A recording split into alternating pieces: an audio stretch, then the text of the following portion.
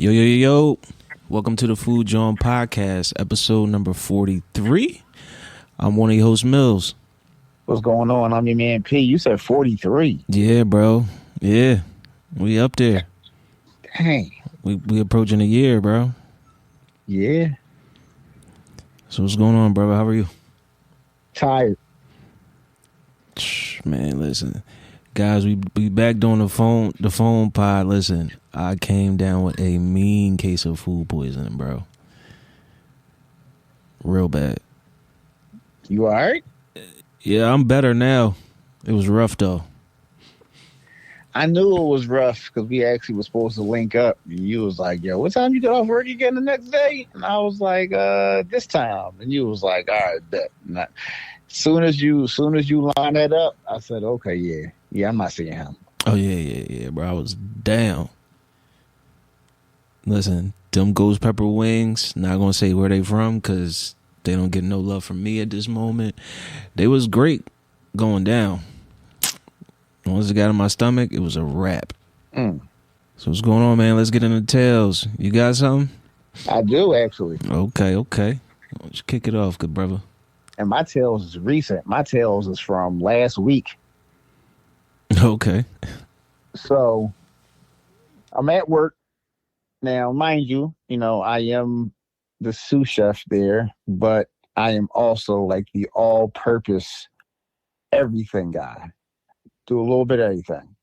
So when we have football games, we have an actual like concession stand and one end zone. And then in the opposite end zone, we do a concessions tent. They put a tent up, whatever the case may be. So I manage the concessions tent.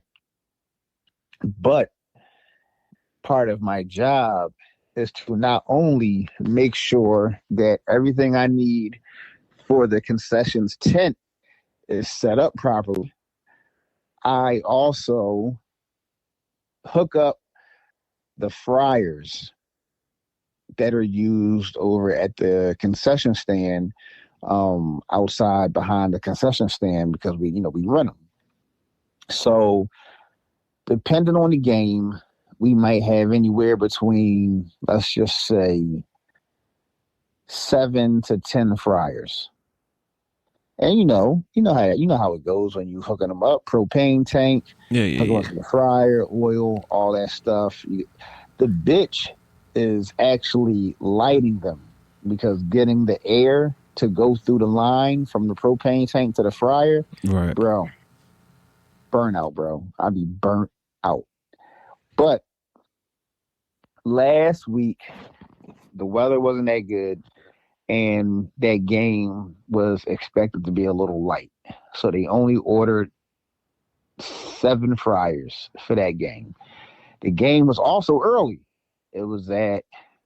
Kickoff was at 1 p.m., which means gates opened at 11:30. So I go over there.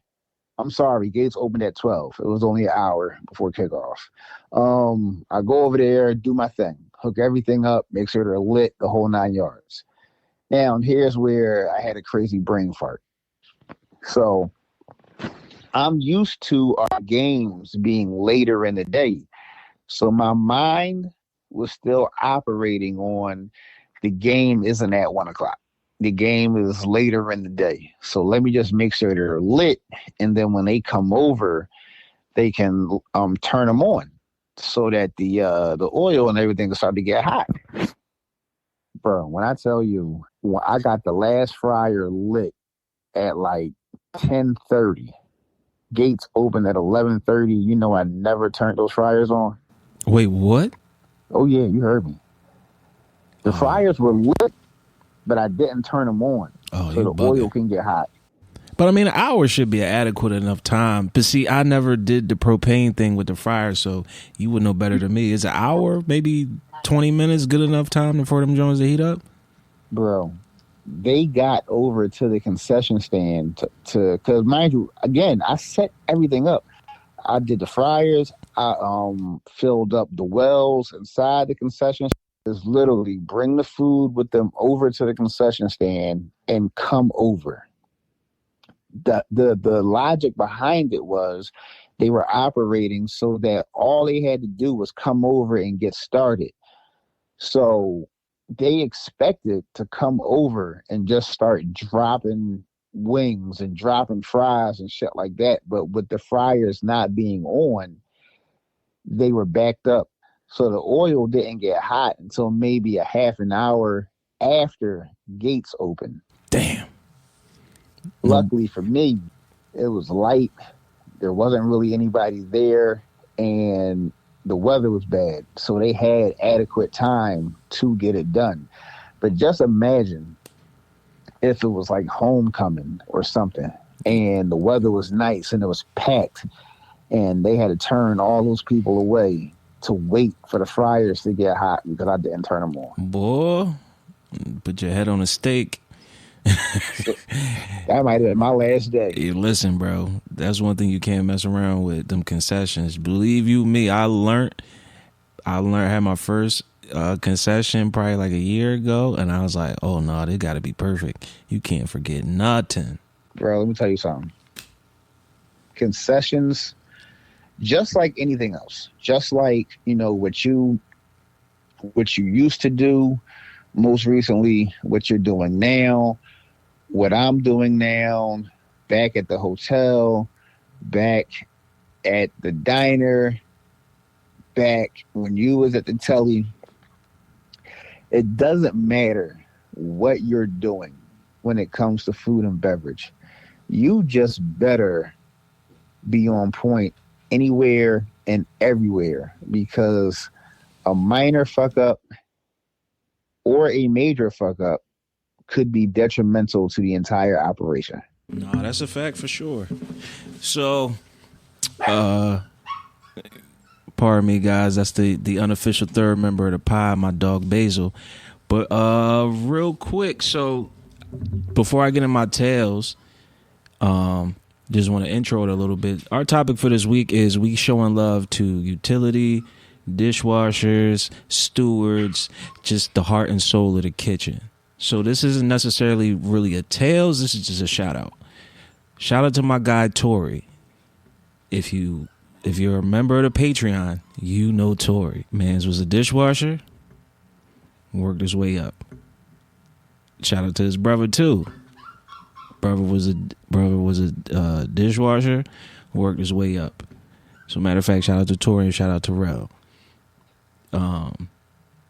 Just if you stay grinding, you keep your ears open and your mouth shut, you could get real high in this field. Case in point, me and you both started as dishwashers. Now we running things. So let's get into it, man. Got any? What do you remember about being on dish? Oh my goodness, bro! What I got dish stories for days. And the crazy part about it is, I think the funniest dish stories, we already shared them on like the third or fourth episode. Oh yeah, that's true. That's true. Let me see if I can think of something else. You don't even necessarily got a big story. Just tell, give your experience of like what you like, what you hated. You know what I mean? So, believe it or not, I love being a dishwasher. I absolutely loved it. And I'm going to tell you why. I loved it because it was a job in which you were completely isolated. Like, you were left alone. And you were left alone to do things at your own pace. As I progressed and I got better at it, I was able to understand what dishes came back that they would need back right away, what dishes didn't really matter, what could wait, so on and so forth. I learned very fast, depending on who was in the kitchen that day, would totally dictate how your day would go. I had a 3 and out rule. If that bitch got a soak, mind you, we didn't know any better back then. But if that shit had to soak for 2 or more days, it went in the trash. Magician over there. Huh? You say you was a magician over there. They'd be like, damn, where'd that Rondo go? Which Well, one? I never threw anything like that away. Like no rondos, no pots, no saucepans, no braising pots, nothing like that. The only shit that would go in the trash were hotel pans. Hotel pans The worst to clean. and that was really it. Just hotel pans. And honestly, in my tenure as a dishwasher, I only had to throw three pans away. One full hotel pan and two half pans. That's not bad.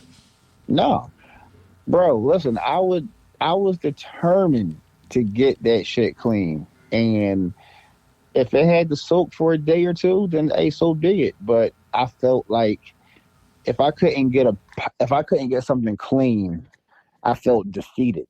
So it was like it was personal. Not me, bro. Listen, let me tell you something. Complete opposite of you. I hated being a dishwasher. The worst thing I could do is wash dishes because I don't know what it is. It's just a process I do not enjoy. But kudos to you learning about your downtime, especially if you know what you're doing as like a dishwasher utility person. You could squeeze 6 hours of work into 2 hours and chill for the other 4. Hell yeah, bro. And Hell, that's I hated being a dishwasher, but I thoroughly enjoyed my free time. bro. Why you think I was always out the kitchen? Because my work was getting done. That's a fact, for sure. My work got done regardless. But I think also my saving grace for me was once I got a system down. Because remember, when we worked the early shift back in the day, we had to be there at 6:30. I The was worst.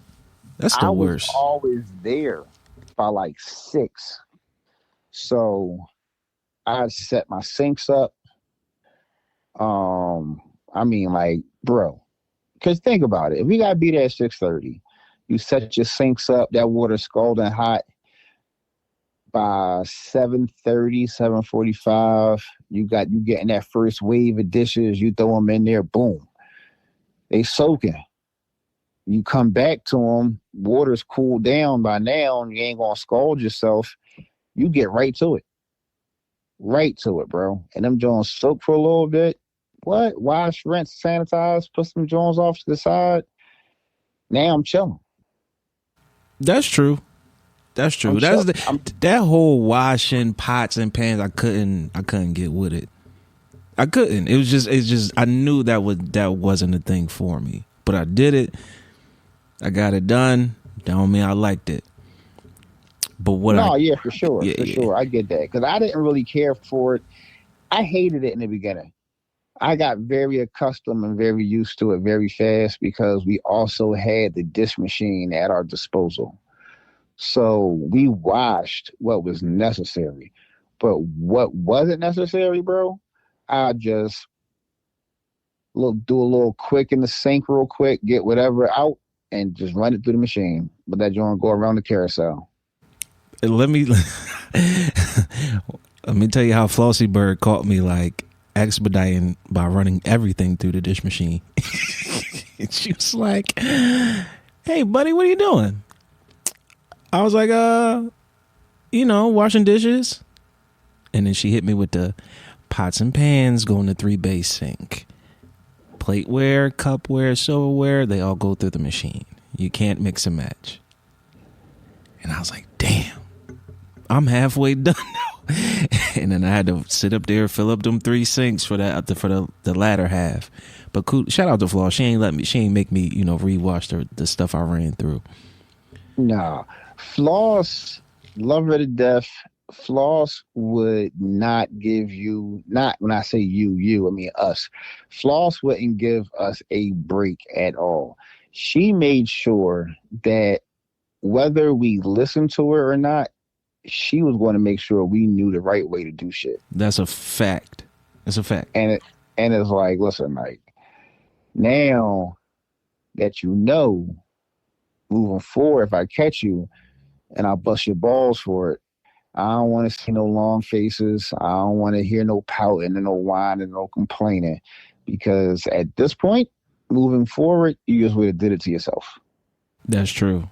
And I could, damn, shout out to Floss too. I could tell you that, mind you, I met Floss, I'm like 15, 16.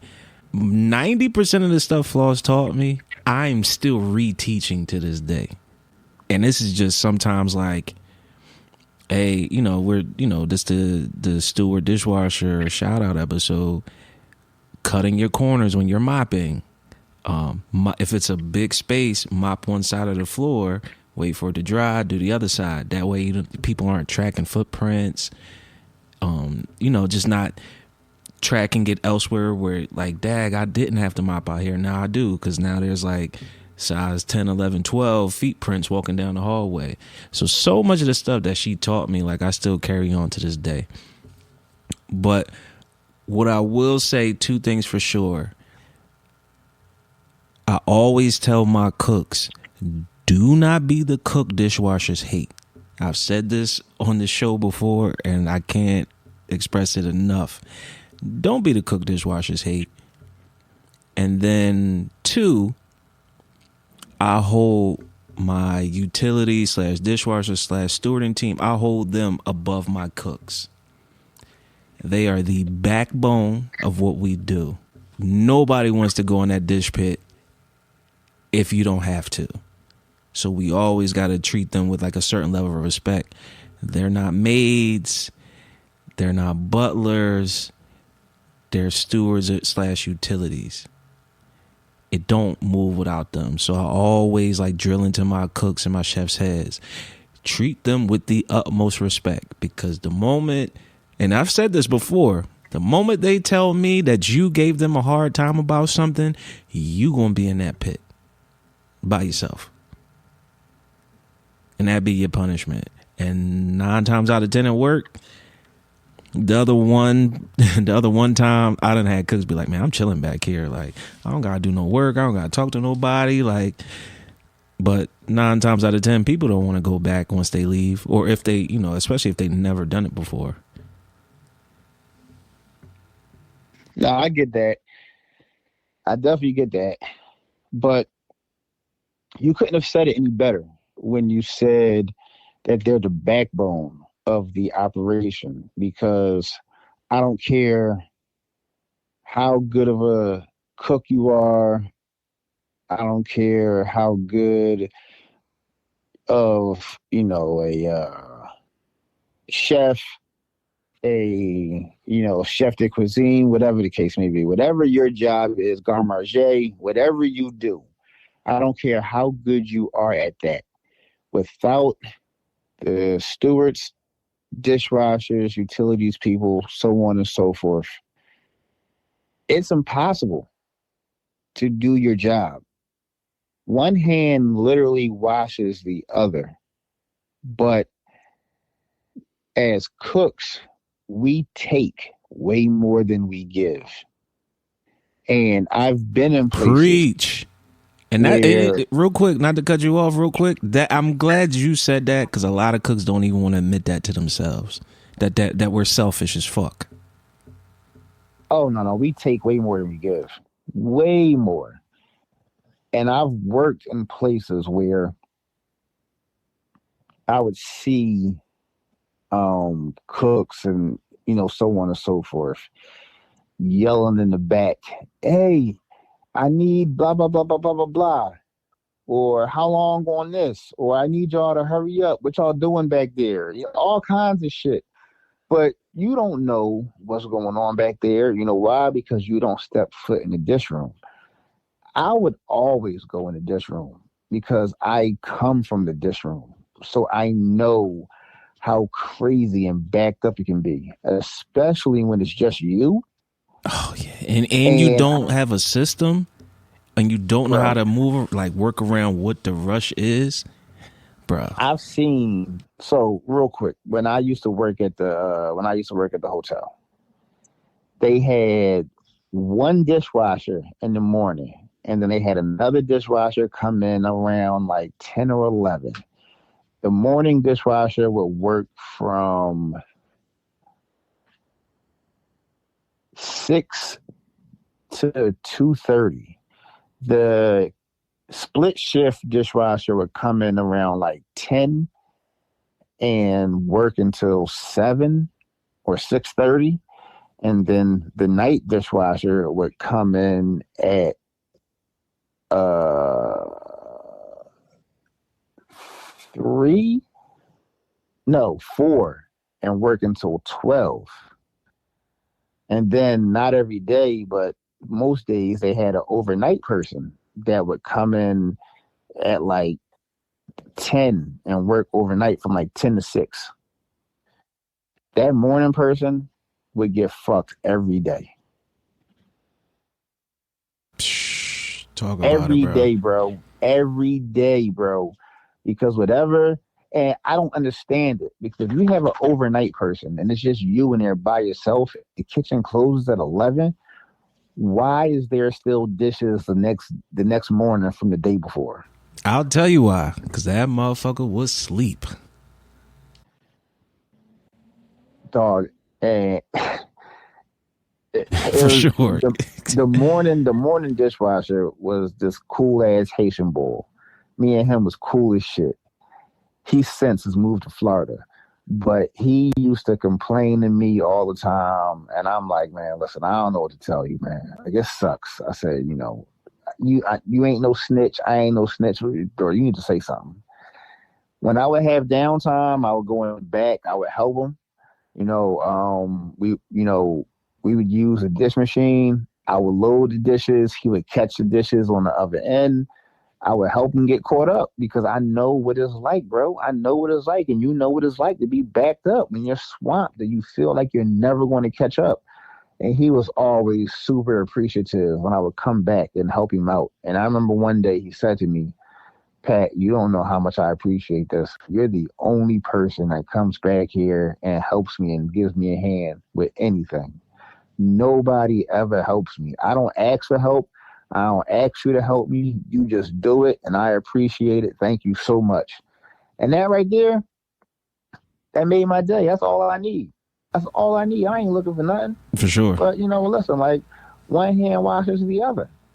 I just hate seeing people get this shit into the stick unnecessarily when anybody can lift a hand, but the fact they choose not to boggles my mind. Two things. I'm going to touch on two things. Number one, respectfully, I've never been backed up in a pit. Just want to throw that out there. Two, it means so much more when the top dog helps the person, the lowest person on the totem pole, and it's a certain respect there. And you guys, any utility dishwasher person I've ever worked with, I treat them like gold. What you want for dinner? No, I'm gonna get some of the staff. No. What you want for dinner? I mean, can I get a lobster tail? I got you. Don't worry about it. Like, you gotta take care of the people. They got the shittiest job. So at the very least you could do is show some appreciation, help them out. Maybe they don't even need any help, but just doing it just because it's the right thing to do always is going to transcend. And it's always going to mean more because it's genuine. Sometimes, like during my exec days, I would hop in a pit and talk shit. I'm supposed to be in the office. Like, y'all can't keep up. Nah, chef, get the fuck out of here. Like, no. Come on, let's get it cracking. It just builds morale when you show them humanity. They not just dishwashers. They just people. They're people too. They're not machines. They're human beings.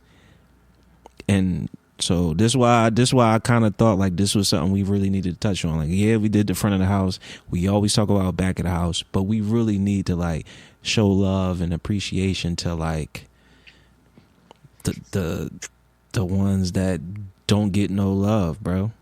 Right. Last one, real quick, because I know we got to move on. So, but I remember last season at the spot I am now. It was the first men's basketball home game of the year, of the season, and the company that we go through to get like stewards and dishwashers to come in and help, they shit the bed bad. And they sent us all the help that we needed, but they didn't send anybody for the dish room. That's And trifling. But I to understand, especially with the work climate now, nobody really trying to do that. But I get it though. crazy part about it is they had the help to send. The person on their end just shit the bed, bro. Oh man. So typically to do the dish room, so let me just paint a picture real quick. So we have in the pavilion, we have one, two, three, four, five. We have five concession stands. We have five concession stands. We have one, two, two, three club areas. Yeah, three club areas and two suites. I'm gonna bleep some of this out. just you know. So yeah, you got a lot of you got a lot of outlets. Just leave it there. A lot. They got to do all the dishes, all that shit. Yeah. So it takes about 4 to 5 people to do that. And for our dishwasher to not have no help, Oh no, they fucked. we up. all, me, chef, all the other staff, we all jumped in the back with him. And we in that joint in the 3-bay sink, and we busting suds, and we washing dishes, and we running stuff through the machine, and carts kept coming. And just when we thought we was done, we wasn't. We collectively were back there for like an hour and 15 minutes until all that stuff was done. But the look on his face and the level of appreciation he had for not leaving him fuck like that, it was gold, bro. It was gold. Listen, no, for sure. Over the course of my career, I done had a couple interns, culinary school kids, and there is a certain air of arrogance that they have, rightfully so, to an extent. Just because you got your culinary degree and you have a certain level of knowledge doesn't mean you're immune from hopping in that pit. And I can tell you, I done humbled many a culinary student of, well, I gotta go to the dish pit. You low on the totem pole, so you can either go in the pit or go home. But there's also a lesson within that too. You gotta understand, with culinary students, you automatically have a leg up on your competition. There's a certain level that you understand that some people may not have just yet, but you're already like a step above. But what I always preach to the culinary students I had under me is, if everybody walks out, are you going to shut down or are you going to keep going? If your whole dish crew walks out, what are you going to do? Learn to appreciate the people around you. They are going to be the ones that make you money. So, Steward needs a day off. Just give it to him. What's the worst that could happen? And then as the head, the person in charge, the chef or whatever, you make everybody help. And part of all my sous over the years, I make them manage the stewards. No. Managing cooks is easy. Manage the stewards and the dishwasher and utility, receivers, that whole brigade. That's how you learn to be a manager, because you have to, manage personalities. The work is intense and it's shitty. Now, if you get everybody to work together and work under one umbrella, then it's like, okay, you get it. And that's where so many chefs kind of fall apart, because they treat it as if they're just the lost boys. We don't deal with them over there. We just forgot about them, instead of including them into the fold. You can speak to this and I can speak to this too. We both started off as dishwashers. Now we're upper echelon. You never know where the talent is. But with utility and dish, those are your hardest workers. Those are the people you want to bring up because they don't want to go back down.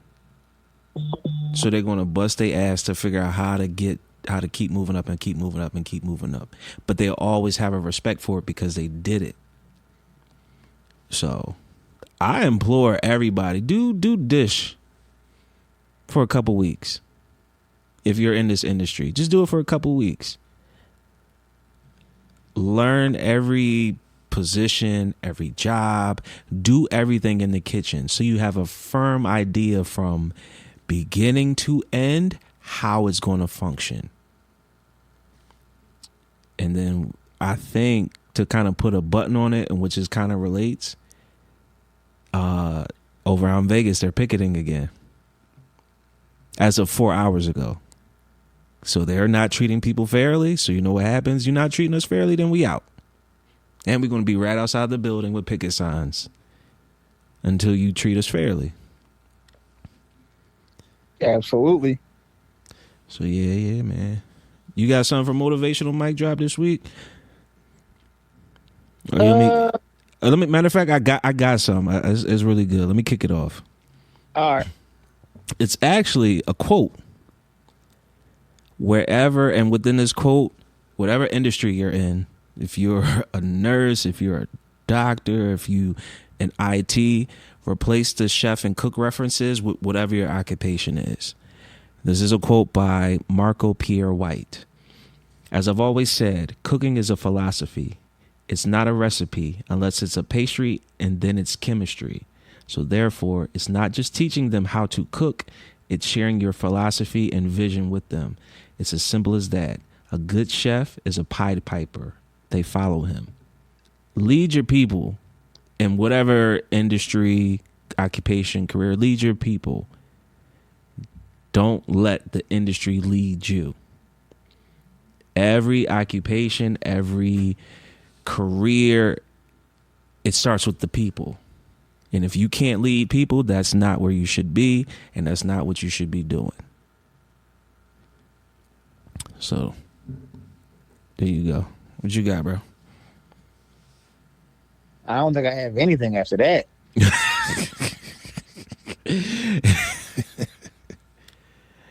It's all good. What'd you say? I said, goodness gracious. Hey, listen, man. Sometimes, though, matter of fact, I'm going to hold you down. You don't got one this week, but I do have a recommendation. And this is for you as well.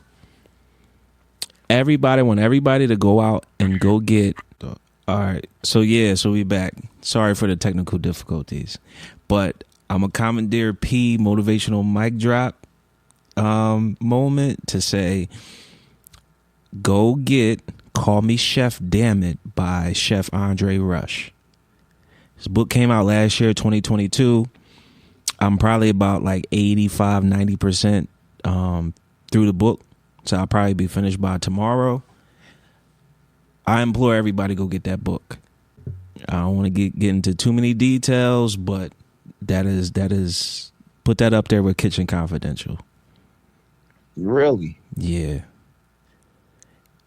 So it was a great grab. Yeah. It's a good mesh of the culinary world, and ironically enough, we always do different occupation comparisons. Chef Andre Rush was a member of the military. So I promise you, I didn't pay too much attention to the chef part of the book, but everything he was going through in the military, I was going through within culinary. And it's a really deep book. Like, it gets into, matter of fact, I know, you know, for the people out there, if you haven't looked up who Chef Andre Rush is, everybody saw the meme of the black guy that was doing an action station, and his arms were bigger than most people's bodies. Oh, him? Yes. He does a lot of meal prep, doesn't he now? He does a lot of stuff, bro. Check out his TikTok, all his social media. His name's Chef Andre Rush. Yeah, his arm. No. Listen, you know how they say Hulk Hogan had a 24 inch pythons. Nah. His jaws is like 48. Bro, he goes into that too in the book. I implore everybody, and kudos to him. The initial genesis of this pod is, this is for the people that look like us, that's trying to get into the industry or been in it and just want to relive it. Yeah, go support that, man, for sure. Bro, I'm telling you, it's a good book. All right, I'm gonna have to get it because I know exactly who you're talking about. Yeah. Everybody, listen, you had to have seen this hulking figure with a chef jacket on. Everybody's seen it at least once. And the crazy part about it is I'm curious as to what size his chef jackets are because they're not even that tight on him. Like, they fit. It's just that he has to wear short sleeve chef jackets. I can say this because it's not spoiling anything. They're all custom. Gotta be. They all custom, yo. Listen, matter of fact, put a pin in this. Once you get through it, when you get a chance and you get through the book, we can go talk about the book on the show. Because I think you're going to take the same things I took, just from a different perspective. Yeah, I'm gonna have to grab that, John. I'm gonna grab it. Yeah. Listen, we on Audible, just slide on over to the audio book instead of the podcast side and, just listen to it while you're working. I wish it was that simple. I wish I could do that. I can't listen to anything while I'm working except for like music because after a while, whatever I'm listening to gets drowned out by everything that's going on around me. Clink, clink, clink. Shh. Hey, chef. Yo. What? Huh? That's not. So, yeah, that's my book recommendation. Call Me Chef Damn It by Chef Andre Rush. Once again, I'm your host, Mills. I'm your man, P. Love, peace, and chicken grease. We'll holler at y'all next week. Peace. Peace.